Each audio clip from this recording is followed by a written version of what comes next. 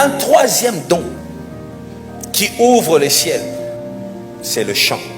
Mais quand je dis chant, je ne vois pas seulement le fait de chanter, de faire danser, non. Jusqu'aujourd'hui en Afrique de l'Ouest, il y a encore cette culture-là. On appelle ça les tambours sacrés. Il y a parfois des chefs coutumiers et quand il arrive, il y a des tambours. On appelle ça tambours sacrés. Ils ont parfois une partition. Quand tu penses que c'est une danse, mais ils invoquent des esprits. Les chants. Tu vois une personne qui commence à chanter. Tout ça. La plupart, ce sont des chantres qui ont été offerts aux esprits. Quand lui chante, c'est les esprits qui se mobilisent. Et c'est la même chose dans l'église. Lorsque un chantre qui est consacré, qui est appelé pour ce ministère-là, se met à chanter, avant même que les prédicateurs montent, il y a déjà quelque chose qui se passe. De nos jours, ils sont rares. C'est des chantres qui chantent, tu n'as plus besoin du prédicateur. Quand il chante juste le son de sa voix, tu as l'impression qu'il y a une huile. Les paroles qu'il prononce, Dieu ne peut pas rester insensible. Est-ce que vous réalisez que David, qui était dans cette catégorie-là des chantres sacrés, David chantait, on dit toujours David Azoyemba Saoul Alalipongi. Non, en réalité c'est quoi?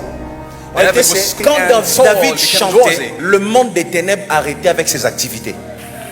C'est quoi ces chantres qui peut imposer le silence au monde des ténèbres? Dès que lui commence à chanter, le démon qui tourmentait un homme arrête. En d'autres termes, ça Satan congé. Quand lui chante, aucun démon n'a le droit de bouger.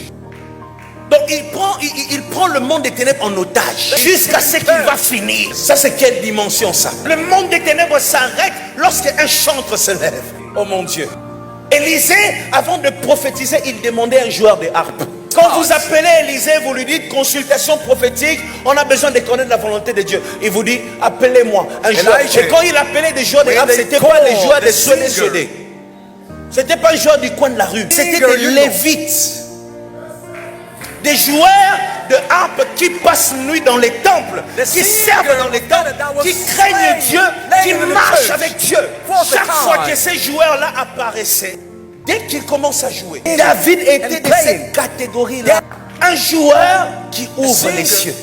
Ça, si vous lirez dans le psaume, vous remarquerez que le psaume dit louer l'Éternel avec des instruments. Parce qu'il y avait des joueurs, lorsque le roi fait adorer, lorsque les prophètes fait agir, eux qui commençaient. Donc si on comprend ces choses, on comprend aussi que le modérateur, ce n'est pas celui qui parle beaucoup.